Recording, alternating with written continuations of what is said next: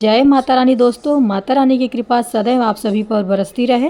आज की वीडियो में हम जानेंगे कि नवरात्रि की चौकी कब उठानी है, कैसे उठानी है, जो सुहाग की सामग्री हमने चढ़ाई है उसका क्या करना है, कलश स्थापना किए हुए कलश का क्या करना है, ज्वारे का क्या करना है, चढ़ाए गए नारियल को क्या करें और अखंड दीप अगर जलाए हैं तो उसका क्या करें, नवग्रह और षोडश मातृका बनाए हुए चावल और सुपारी का क्या करना है। संपूर्ण जानकारी आपको इस वीडियो में मिलेगी।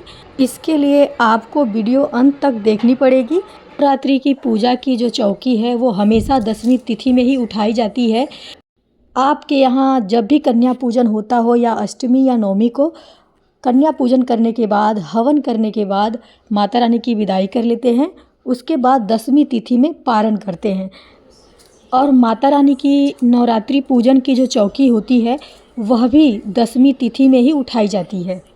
नवरात्रि माता की चौकी हटाने के लिए सबसे पहले स्वच्छ हो जाएंगे, साफ़ सुथरे कपड़े पहन लेंगे। फिर माता की चौकी के सामने बैठ करके हाथ में अक्षत और एक फूल लेंगे। हाथ जोड़ करके माँ दुर्गा से और जितने भी देवी देवताओं का आपने आह्वान किया था पूजा में, सबको नमन करना है और हाथ जोड़ करके विनती करनी है कि पूजा में जो भी त्रुटियां हुई हैं उसे क्षमा करेंगे और मेरे परिवार पर अपनी कृपा बरसाएंगे, आने वाला वर्ष सुखमय हो। ऐसी प्रार्थना और विनती करके माता रानी के सामने हाथ में लिए हुए अक्षत और फूल को छोड़ देंगे।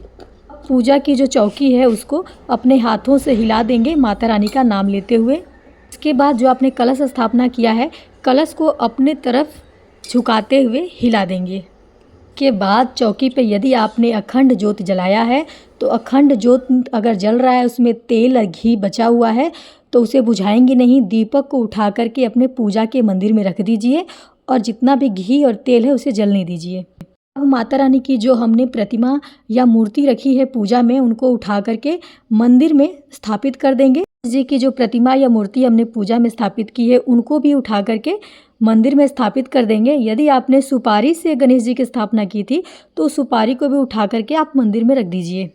अब माता रानी को जो सुहाग की सामग्री चढ़ाई जाती है, यदि आपने लाल चुनरी या लाल साड़ी चढ़ाई है तो आप वह खुद भी पहन सकती हैं माता रानी की प्रसाद के रूप में, और यदि आप चाहें तो उसे दान भी कर सकती हैं। बाकी सुहाग की सामग्री में से चढ़ाया हुआ सिंदूर आप खुद के लिए निकाल लें, क्योंकि चढ़ाया हुआ सिंदूर किसी को भी दान नहीं दिया जाता है या किसी को भी नहीं देते हैं। वह सुहाग का प्रतीक होता है। आपने अपने सुहाग की रक्षा करने के लिए माता रानी को चढ़ाया था। और सुहाग की सामग्री में आप अलग से दूसरा बिना चढ़ाया हुआ सिंदूर रख करके सारी सामग्री अपने पंडित जी को दान कर सकते हैं। कलश के ऊपर जो हमने नारियल चढ़ाया है, इस नारियल को तोड़ करके पूरे परिवार में प्रसाद बांट देंगे।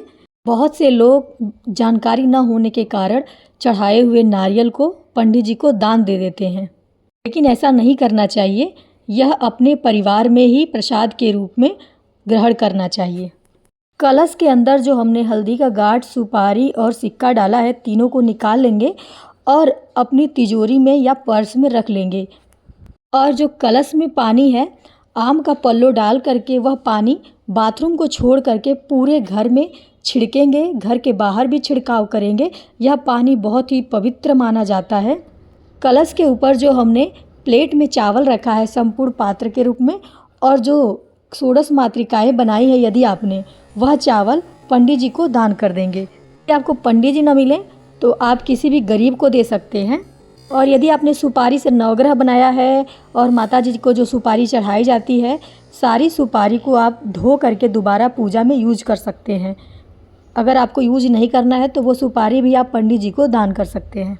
हमने ज्वारे उगाए हैं, उन ज्वारों में से थोड़े से ज्वारे रक्षा सूत्र में बांध करके अपने तिजोरी में रख लेंगे और थोड़े से ज्वारे अपने बच्चों के पुस्तकों में रख दीजिए।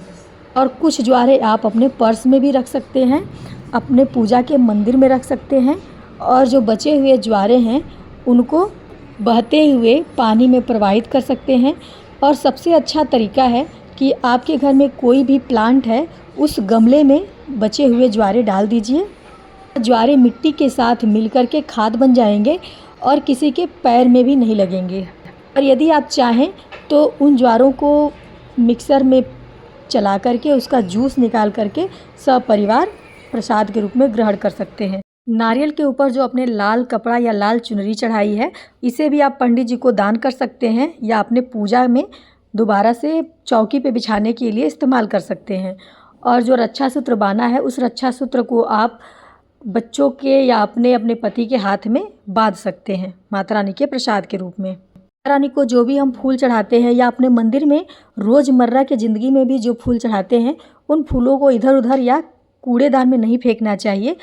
उन फूलों को आप एक गमले में, जिसमें प्लांट लगा हो या न लगा हो, उसमें रख दीजिए और थोड़े मिट्टी मिला देंगे तो वो फूल खाद का रूप हो जाएंगे और वो किसी के पैर को नहीं लगेंगे। अब हवन इत्यादि करने में जो राख निकली है, आप उस राख को भी किसी प्लांट में या पेड़ के नीचे रख सकते हैं या मिट्टी में दबा सकते हैं ताकि किसी के पैर को न लगे।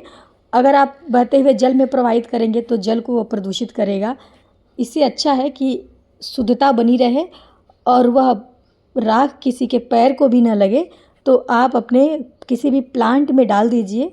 और माता रानी की पूजा की चौकी पे जो आपने लाल कपड़ा या पीला कपड़ा बिछाया है, उस कपड़े को आप धो करके दोबारा पूजा में चौकी पर बिछाने के लिए यूज कर सकते हैं। देखिए, पूजा पाठ में या किसी भी चीज़ में कोई अच्छी जानकारी अगर मिले तो उसे ग्रहण कर लेना चाहिए, जो आपके मन को ठीक लगे। अगर मन में थोड़ा भी संशय हो, मन में थोड़ा भी डाउट हो, तो उसे पूछ लेना चाहिए। और यदि आपको जानकारी अच्छी लगी हो तो वीडियो को लाइक कर दीजिए। चैनल को सब्सक्राइब नहीं किए हैं तो सब्सक्राइब कर दीजिए। मन में कोई सवाल है तो उसे ज़रूर आप पूछिए कमेंट बॉक्स में, और कमेंट बॉक्स में लिखिए जय माता दी। आगे भी इसी तरीके से बने रहिए।